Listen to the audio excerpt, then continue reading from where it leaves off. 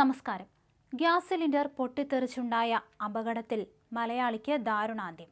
കൊട്ടാരക്കര പട്ടാഴി സ്വദേശി ഷിജിൻ പോൾ ആണ് മരിച്ചത്. ദുബായിലെ ദി കാർ സൂപ്പർ സ്റ്റോറിൽ വീഡിയോഗ്രാഫറായിരുന്നു ഷിജിൻ പോൾ. സ്ഫോടനത്തിൽ പരിക്കേറ്റ ഷിജിൻ ആശുപത്രിയിൽ വെച്ചാണ് മരിച്ചത്. 8 മാസം മുമ്പാണ് ഷിജിൻ ദുബായിലെത്തിയത്.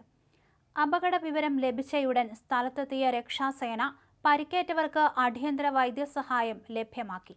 1 മണിക്കൂറിനുള്ളിൽ തന്നെ സ്ഥിതിഗതികൾ പൂർണ്ണമായി നിയന്ത്രണ വിധേയമാക്കാനും പ്രദേശം സുരക്ഷിതമാക്കാനും സാധിച്ചതായി അധികൃതർ വ്യക്തമാക്കി.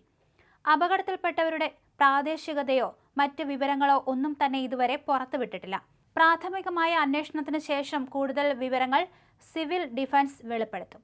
ഔദ്യോഗിക സ്രോതസ്സുകളിൽ നിന്നുള്ള വിവരങ്ങളെ മാത്രം ആശ്രയിക്കണമെന്നും ഊഹാപോഹങ്ങളും വ്യാജവാർത്തകളും പ്രചരിപ്പിക്കരുതെന്നും അധികൃതർ പൊതുജനങ്ങൾക്ക് മുന്നറിയിപ്പ് നൽകുകയും ചെയ്തിട്ടുണ്ട്.